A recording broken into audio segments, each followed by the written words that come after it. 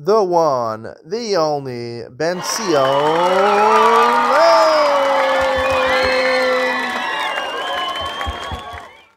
Good afternoon and welcome to Yeshiva YouTube, just Daf It. Today we're going a little ahead. We're doing Daf Ches, number 8. Again, this year Shavuos falls on a Friday. That means Shabbos, Friday Shabbos. 2-day Yontiv. I really lucked out this year. I was in America for the 3-day Yontiv on Pesach. And now I get the 2-day Yontiv. Of course, in America they also have 2 days, but usually it's to my advantage living in Israel. I get that 1 day, a Shavuos, which case I wouldn't have to miss any Shiurim. But now I'm going to be missing 1 day of Shiurim because I can't record on Shabbos or Yontiv. So therefore, I'm going a little ahead. Daf Ches today. Let's start from the bottom of Zion Beis. 4 lines from the bottom. Amar Reb Zera, Atzitz Nakov Hamunach Agabe Yesedos. Let's say you have a flowering pot. You want to, people grow a pot of whatever you want to grow, some plants in Eretz Yisrael, and it's raised up on pegs, and it has a hole in the bottom, meaning there's air interposing between the ground and the pot. And let's say you're planting some wheat there or something like that.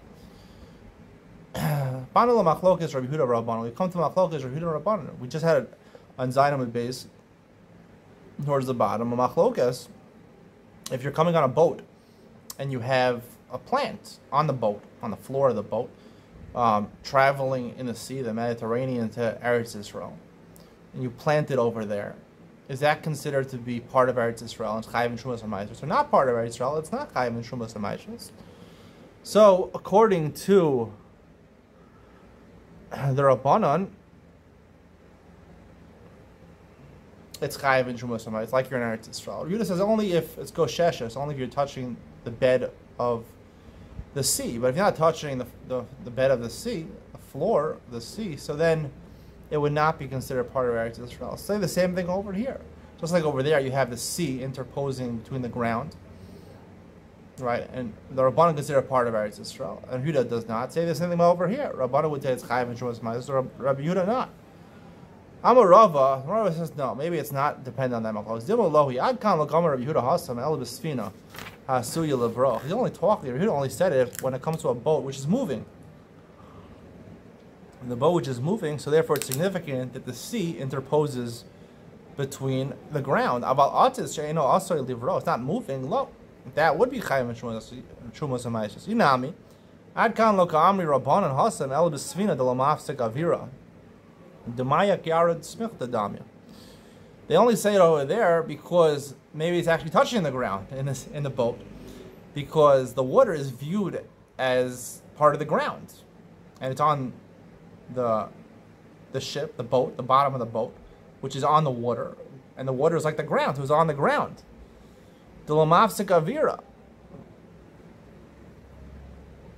no interposition of air. When it comes to a plant that has air interposing between it and the ground, even though there's a hole in the bottom, maybe the one would say it's not Chayiv and Shumas HaMaishos.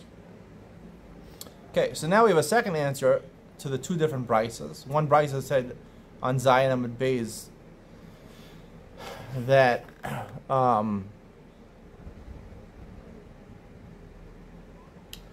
Hamevi get b'svina kamevi Eretz Yisrael. Another one says Hamevi get b'svina is like he's bringing from Chutz La'aretz, right? If you bring it, it's like you're in Eretz Yisrael. You decide to write a get on a boat. So if you say it's like you're in Eretz Yisrael, you don't have to say v'fayin. If you're bringing it from Chutz La'aretz, you do. So here comes Rav Nachman Bar Yitzchak Amar Benaros Eretz Yisrael ducholem alol pligi. When it comes to rivers that run through Eretz Yisrael, for example, the Jordan River, let's say, or any water that you find in Eretz Yisrael, everyone agrees that's part of Eretz Yisrael. Machlokas, the 2 brises, is reference to Yam HaGadol, which is pretty apparent. It means the Mediterranean Sea. The Sanya, the brisa says, Eizu Eretz ve'eizu Chutz La'aretz. Where do you distinguish in the Mediterranean part of Eretz Yisrael and not part of the maritime borders? Where in the Mediterranean? So how do you distinguish? Eretz Yisrael. Okay, so in the north they have the Amnon mountains over there. So it's a said mountain range in northern Israel. So on the slopes facing Israel, that's part of Israel. Slopes facing away from the top of the peak of the mountain away is not part of Israel. Basically, the peak of the mountain is the border. But Hanisin Shubayam, Rowan Asan Kilu Chud, Metuach Aleh, Meturi Amnon, Anachal Mitzrayim, and Achud within Eretz Yisrael, and Achud Lachutz Chul. What about islands in the Mediterranean? Most notably Cyprus. That's the main island over there.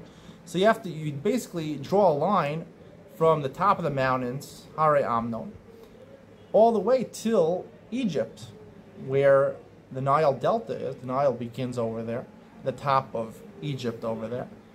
And that would include Cyprus. So that's considered the maritime border of Israel. Rabbi Yehuda says, Kol shekeneged Eretz Yisrael, hareyu ke'Eretz Yisrael. Rabbi Yehuda extends the borders of Israel pretty favorably for Israel. He says, Shenemar v'gvul yam, the western border, v'ayalachem hayam ha'gadol v'gvul zeh yalachem gvul yam. It says the word gvul twice. V'anistin shpazadin ronus al-kilo chud matuach alein mekapularia v'ayam okiyanos. V'nacham Mitzrayim v'ayam okiyanos menachud oftim Eretz menachud lachutz chul. Rabbi Yehuda has a nice boundary for Eretz Yisrael. He says you go not just basically from the mountaintops in northern Israel to the Nile Delta. He says if you look at a map of Israel, right, the waters of the Mediterranean extend, right, basically under Greece and under most of Europe over there. You know, dividing between Africa and Europe, there's a waterway over there. The Mediterranean eventually goes into the Turanian Sea. It connects, and then the Turanian Sea empties out. If you go beneath the Iberian Peninsula over there, under Portugal, it actually empties out into the Atlantic Ocean. Until the Atlantic Ocean is part of Eretz Yisrael. That's what Rabbi Yehuda says. So all the islands over there, Malta is a country. If you didn't know, there's a country underneath Italy called Malta. Greek has several islands over there that are beneath the mainland of Greece. Those islands are also, Rabbi Yehuda says, they're all part of Eretz Yisrael. So that's the machlokes. The machlokes in the two braysos is where are you writing the get? If you're writing the get, you're writing in that get in that area between, you know, let's say the Nile Delta and the Atlantic Ocean. If you're within the Nile Delta, right? Everyone agrees in the Nile Delta, with the Nile Delta and inwards there, Eretz Yisrael, like Cyprus, everyone agrees that's part of Eretz Yisrael. And you do not have to say finding Nechta. What about in that span of area between the Atlantic Ocean and the Nile Delta? So according to Rabbi Yehuda, it's actually the opposite here. Rabbi Yehuda says it's included in Eretz Yisrael. You do not have to say finding Nechta. And according to the Rabbanon, you would have to say finding Nechta. Rabbanon Hayvik Gvul Mayavil. What are the Rabbanon who don't darshan the extra Gvul to extend the boundary all the way to the Atlantic Ocean? Need for the Nisim, the ones that are included in the Nile Delta, mainly Cyprus. Rabbi Yehuda Nisim Lo Sriki Kara. Rabbi Yehuda says it's obvious Cyprus is part of Israel. Go ask. Cyprus is an independent country. It's an independent country, but according to the Gemara, at least in determining the boundaries of Eretz Yisrael, maybe in the future, one day, I don't know. Cyprus is, everyone agrees, is a part of Eretz Yisrael. The question is, how far does the maritime borders extend? All the way to the Atlantic Ocean. That would be very interesting. Gemara continues, Rameir Omer Eretz Yisrael, Akko Eretz Yisrael. The Mishnah says, Rameir argues on Rabbi Yehuda. He says Akko is part of Eretz Yisrael. Bami name Rabbi Yechia bar Abba. Hamokar Abdul Surya. You sell an Eved Knaini you own in Eretz Yisrael. You sell it to someone in Syria. Kamokar Rachul Dami Olo.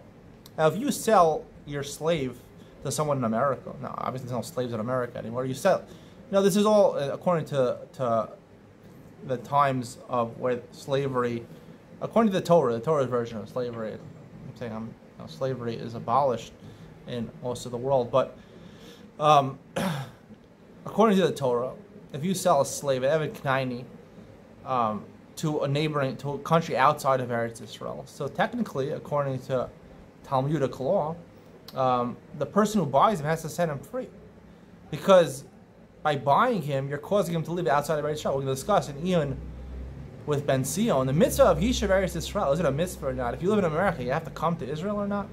We'll talk about that mitzvah. Not what you probably thought in Iyun with Ben Sion.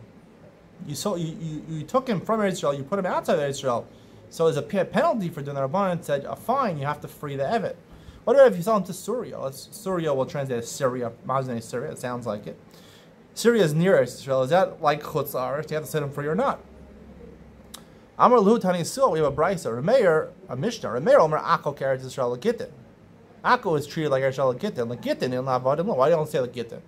Right, this Mishnah talks about two main things: Gitei Nashim and Gitei Avadim. Right. Also, when you free an Evet, you give him a get shechur, an emancipation document. So, only for Gittin, implying for Avadim, it's not part of Israel. But Kolshik in Syria, the Merkah Tuva, Syria is much to the north of Akko. So certainly, when you sell to Syria, is considered like outside of Eretz Israel, and you'd have to, the person who bought him would have to free him. Tana Rabbanan, b'shlosh drachim shavsa Syria Eretz Israel, b'shlosh lechol. 3 ways Syria is like Israel, and 3 ways not.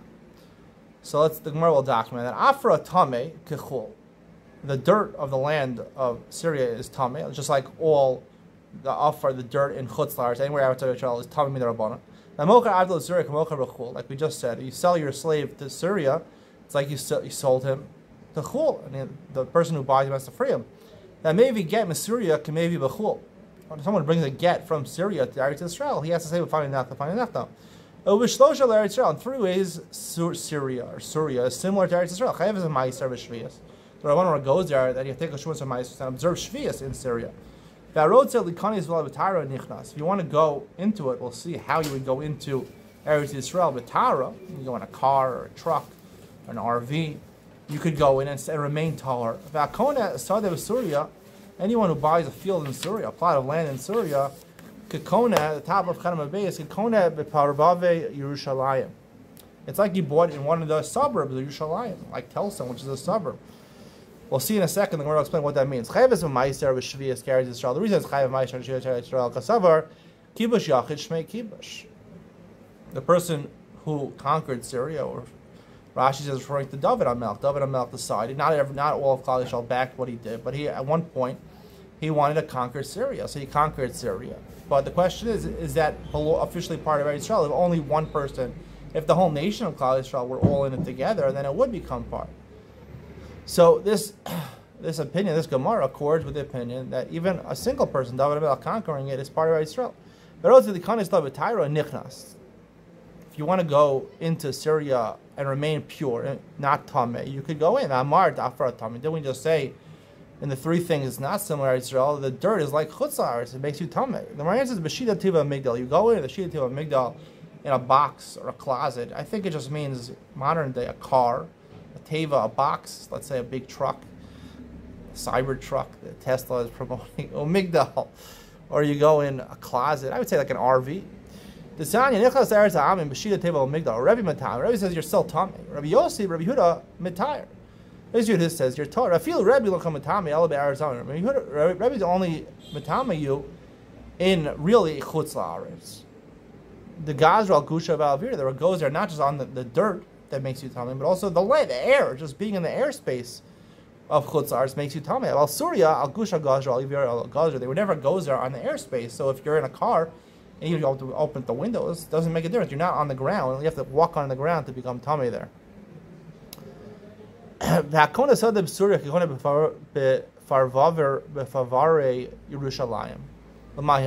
that mean? It's like you bought in the provinces of Jerusalem.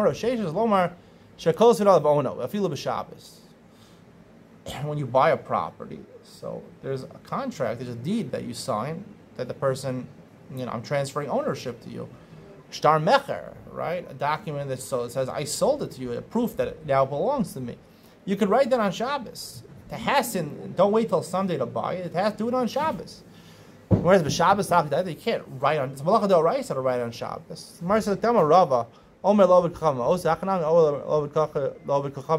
Rava says, certain instances you tell a non-Jew to write for you, even though the Gemara says even though normally on Shabbos you're not allowed to tell a non-Jew to do malacha for you. It's asur midrabanan. Mishum Yishuv Eretz Yisrael gozer rabbanan. Because of the special mitzvah of Yishuv Eretz Yisrael, they were not gozer. There's a mitzvah. It's clear. There's a mitzvah to live in Eretz Yisrael. I don't know. It's machlokes famous machlokes the Rambam and the Ramban. According to the Ramban, there's a mitzvah of Yishuv Eretz Yisrael to live in Eretz Yisrael. According to the Rambam, There's one of the 613 mitzvahs. There's not one of the 630 mitzvahs is to live in Eretz Yisrael. But the Gemara is saying even more over here. The Gemara is saying that was in Eretz Yisrael in Syria, right, which is not really part of Eretz Yisrael. But they said you can buy a house there and violate Amir al-Akum because of Yishuv Eretz Yisrael, even though it's not part of Eretz Yisrael. What does that mean? It's not Yishuv Eretz, it's not really living in Eretz Yisrael. So what does the Gemara mean over here?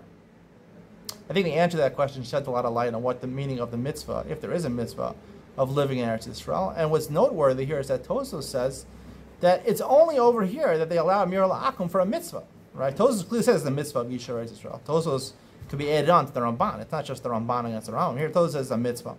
A mitzvah to live in Eretz Yisrael. It's called a mitzvah. It's not just some idea of Yishuv Eretz Yisrael. Not only that, it's the only mitzvah where they allow you to violate an Isser Rabban or Amir al-Akum. He brings a proof from the Gemara in Eruvin that for Mila, the mitzvah of Mila, which is such a big mitzvah, if you don't do Mila, you're chayav kares. You'd think maybe it's the most important mitzvah, like Kara and Pesach. There's only two mitzvahs that say that if you don't do them in chayav kares, that you're not allowed to do Amir al-Akum on Shabbos. But for Yishuv Eretz Yisrael, you are allowed to do that. And it's really unbelievable. I'm going to talk more about the mitzvah of living in Eretz Yisrael in Ian of Ben Sion. The Brisa says, an Eved, he brings his get from Chutz La'aretz. Just like a woman who brings her get, yes, she can say, B'fani nechta, B'fani nechta. She brings her own get, and she's bringing it to Eretz Yisrael, she's bringing it to a court in Eretz Yisrael. She could say that. We rely on her to say that. Also, an Eved, we're going to learn in the Mishnah and Daf Tet tomorrow, that an Eved, when he comes from Chutz La'aretz to Eretz Yisrael, he also can say, B'fani nechta, B'fani nechta, on his get shikra, his emancipation document. And we believe him to say B'fani nechta, B'fani nechta. But let's say it's written that not only is he freed, but also, besides him being freed from his master, he's supposed to acquire all the possessions of his master. So the Brisa says he's Kona himself. It works for him, but he's not Kona the property of his master. So now the Gemara has a different question. Let's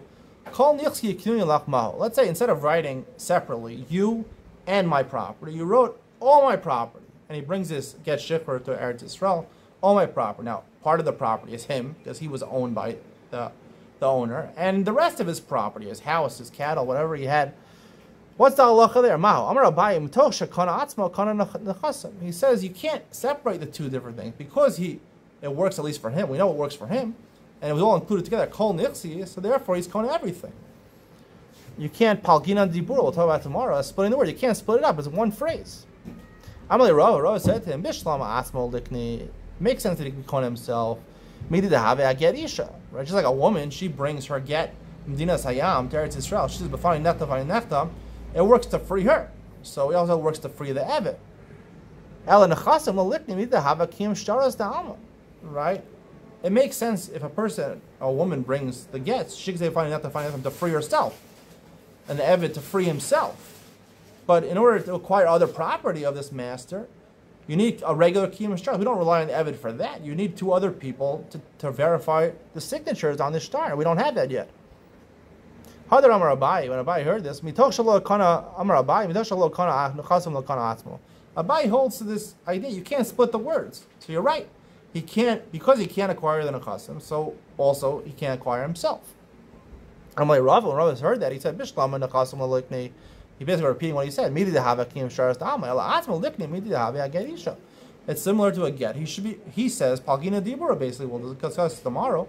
You split it up. So even though he says Kol Nixi, right? You split it up. So he's Kona himself. But he's not Kona the Nechasim. Now you need two other Edom to verify the signatures.